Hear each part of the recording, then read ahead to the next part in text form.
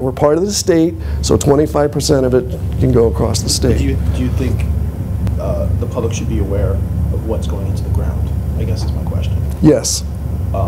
Requiring the drillers to reveal what fluids they're putting in. I want I guess that's the question. I'm not quite up to speed on that, but I want to know what and I haven't heard what the drillers are saying why that shouldn't be revealed. But, pardon me? It's proprietary. Proprietary. Let me put it this way. I would want to know what's going in close to my well. Okay? If elected, would you feel that it's part of your role to help support and shape how the industry develops within your district, or because you're on the federal level and you're saying that it's more of a state issue, at least the regulatory aspect of it, would you be more of a hands-off approach? I would have an opinion about it. I would listen to people about it. I would listen to the people in the district, but I still would like to see the state handle it properly before the feds would get involved. Do you have any financial interest in the natural gas industry? No. Fine, at least. No. I live on about 5 acres. I've been asked to someone to come in and take a look, and I said no. I prefer not to do that at this point, and I just want to wait to see how things settle out. I've talked to some people. I've talked to a lot of farmers, and I live amongst a dairy farm and a beef farm, and I see what they go through. And many of the farms would have been lost by now had it not been the residuals that are getting from the gas. And it breaks my heart when I see a 55-year-old man tear up because he can't keep his farm going, and then finally he has the money where he can keep his farm or her farm or the family farm. I've spoken with some people that are opposed to it, and I've gotten down to the nitty-gritty as to why they're opposed to it.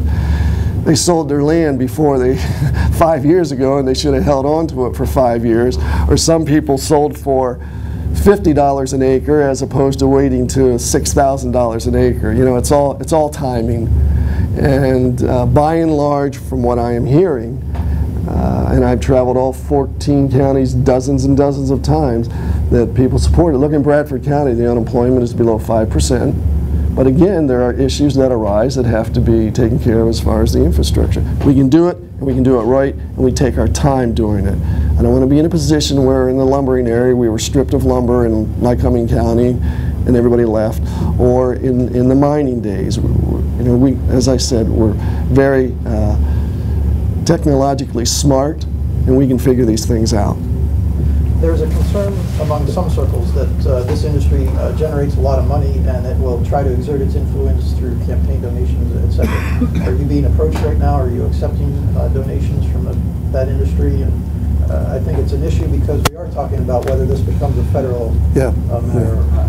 I have not accepted any contributions from anybody doing anything with the drilling.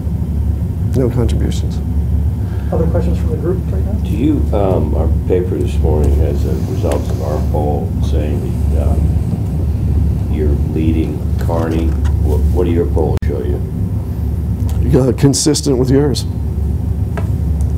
No, I'm glad that I'm in the position that I am, but the election's 3 weeks away, and I'll go by the poll on the night of November the 2nd. I feel good. I am cautiously optimistic, but I've redoubled my efforts. Instead of being out 16 hours a day, we're out about 18 or 20 hours a day, 7 days a week. And I have to apologize for my voice, my sinuses. I have a sinus infection, and the doctor said you need some sleep. And I said, okay, I'll take care of that. I'll take care of that right away. You know, that's poll's a snapshot. But, and I'm going to have Doc, actually got a call I'm going to make, but with some investors I have in another newspaper, and they want to know what we're doing. I'm going to have to explain what I'm doing here. We've been through this, but if you had 30 seconds or a minute or 2 minutes to say, here's what we get with Tom Marino versus Chris Kearney, what is it? I mean, big government, small government, I think we get that, but what would be the marked differences of you being the congressman from this area versus Chris Carney? I'm a conservative. I'm not a liberal that votes with Pelosi and Obama 92, 93% of the time. I'll tell the people exactly how I'm going to vote and not wait to tell people that I'm not voting for the health care bill and then turn around and vote for the health care bill. I'll look them in the eye. I'll read the legislation. I won't sit in the cloakroom while debates are going on in Congress. I'll be there listening and learning about those debates. I'll put on my internet the legislation as soon as possible. I'll put on theirs as soon as I've decided how I'm going to vote, and I'll give people the opportunity to come and talk to me about it. I won't lock myself in my office. I will not send out my assistants to take the brunt, because certainly some people are going to be upset with the way I vote. I will vote what's best for the country, what's best for the district, but you still have the opportunity to come to me and vent. And when I'm not in Washington writing legislation, working on subcommittees and voting, I'll be back in the 10th Congressional District. And I love traveling. When I was U.S. Attorney and District Attorney, I was out. I was doing drug raids because I thought I needed to be out there. I would know what the environment's like. And although we'll have offices and people are welcome to come anytime, and no matter how late I have to stay there at night, I will see everybody. But more importantly, I would like to come to their functions, to their businesses, and if they trust me enough, invite me into their house so they can explain to me what they expect of me as a congressman. And I'll be truthful with them. I know you spoke with some folks, I believe, at the Sunbury item yesterday. No, sorry. A couple days ago. I don't want to get there yet. All right. I have another topic. I want to go across to the other side of the world, Afghanistan. Yes. I read a quote from you. I don't think we can be done until we end it decisively. Yes. I'm not sure what you meant by ending that decisively. What strategy would you favor in that? First of all, I listened to the commanders on the ground. We have no concept. I don't see how anyone sitting in Washington, other than being briefed while they're in Washington, has an idea what's going on. I would listen to the commanders and the generals on the ground, and if they make the decision on how to approach it or when to get out, then I would put a great deal of stock into that. Decisively, when we defeat the Taliban and Al-Qaeda. But I'm going to let that decision up to the experts in the field. If they say we need to stay and increase, so be it. If they say we need to get out of it because there's no end in sight, I'm listening to what those people have to say. We are there. We made a commitment. If we leave without getting the proper information from our military leaders there, there's going to be a genocide. We've made a commitment, right, wrong, or indifferent at this point. Someone said, where do you stand in the war? That's not important at this point. The point is that we're in Afghanistan and we're in Iraq. And we've committed to these people that we're going to be there. So we better do our best to follow through with that commitment, but I'm relying on the people on the ground. I'm going to bring it back to Sunbury now. You mentioned to them that the ads are blatant lies. This would be Chris Carney's ads, and I will address that after the election. I'm not sure, the article I don't think specified which ads, but isn't it time to clarify misinformation before the election? No, I wasn't talking about the misinformation. I was talking about something else. But that's not the issue. And I'm not going to get sidetracked on the negative commercials that my opponent has been running. I'm staying positive in this campaign. I will hit him on his voting record. And the public is telling me that's what they want. The polls are showing it, but more importantly, when I'm out talking to people, they're saying to me, I like your ads. I like that you're not being personal. I like that you're quoting where you stand and how you are opposite of him, and keep it up. And that's what I'm going to continue to do. Another statement I think I read in their coverage of your visit with them was a little bit about welfare recipients. And you said they have no incentives. We need to give more incentives for those. I think you're talking about multi-generational. Yeah, to get people off welfare.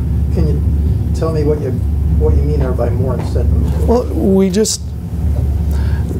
people need help, and there are always going to be people out there that need help, and we have a responsibility as Americans to help these people. But when we're handing out the checks so they can eat and live, Why can't we create a program that it's almost like work for your pay? And you know what I mean by work? Even if it means we're going to send this 16-year-old mom who has 2 children, unfortunately, because that's the way she was raised and the father's taken off. And by the way, as not only as a district attorney, but as a U.S. attorney, I went after those deadbeat dads. And why can't we implement and put some of that money to use where we're teaching these people how to help themselves, how to pull themselves up by the bootstrap, parenting programs, educational programs. Not everybody can be, not that everybody wants to be a lawyer, but not everybody wants to go to college and get a degree in accounting. But there are people who want to be plumbers, carpenters, seamstress, you name it. Instead of just handing out the checks, let's attach a little responsibility to it. Want your check? Okay, now, you're going to have to go to this parenting class, and if you need a babysitter, we'll make arrangements for that. We're wasting enough money around the rest of the world. Do you have any interest? Let's get your high school diploma down. Let's get you to speak the Queen's English and write properly. Then once that's done, do you have any ambitions? Do you want to go to college, or do you want to learn a trade? We're going to be so much further ahead. As a prosecutor, I was a tough prosecutor. You did the crime, and you're going to do the time. But also, I approached it from a proactive standpoint. Forfeiture money that we gathered went to help buy equipment, but also some of them went to educational programs. And if we start educating our children and the parents before they get to school and help them, because God, I know so many women when I was in private practice that went through a divorce and they're stuck primarily raising the 3 kids. Yeah, there's alimony and child support, but they have to go to work.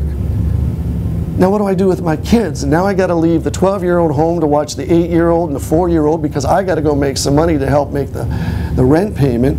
We got to help those individuals for a certain period of time. If you're willing to do that, great. We're going to be much better off. We're always going to have a fringe that just says, I'm not doing anything and I want to collect money as good Christians or religious people and just as good human beings. In spite of themselves, we should take care of them and their children in particular. For those voters in the district who are reading reports or hearing about over the backyard fence, things about, for instance, this Mr. J. Kilheeney, yeah, whom it is said you assisted to have his cocaine dealing conviction erased. Can you explain that situation for voters to understand? It's not true. Okay, again, this is how desperate Carney and his people are. Going back to my record as a district attorney, I left the district attorney's office with distinction. I left the U.S. Attorney's Office with distinction and more honors than I can carry in 10 boxes. I put away drug dealers and murderers, organized crime, white-collar criminals, child pedophiles. I put away terrorists from the Middle District. My character speaks for itself, and I'll match it up against Chris Carney's any day of the week. And that's the kind of desire and ambition and ethics that I want to take to Washington. People don't want to hear about that stuff. You took the poll. If that stuff was, that was working, I would be behind in the polls. But my opponent has spent hundreds and hundreds of thousands of dollars on what is their tactic? This is the Democrats' tactic.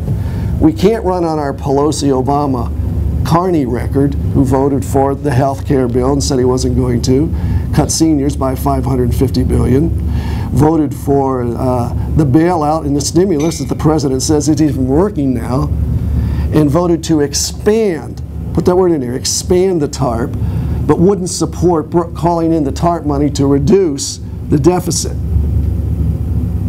Okay? So people want to know, what are you going to do to get me a job?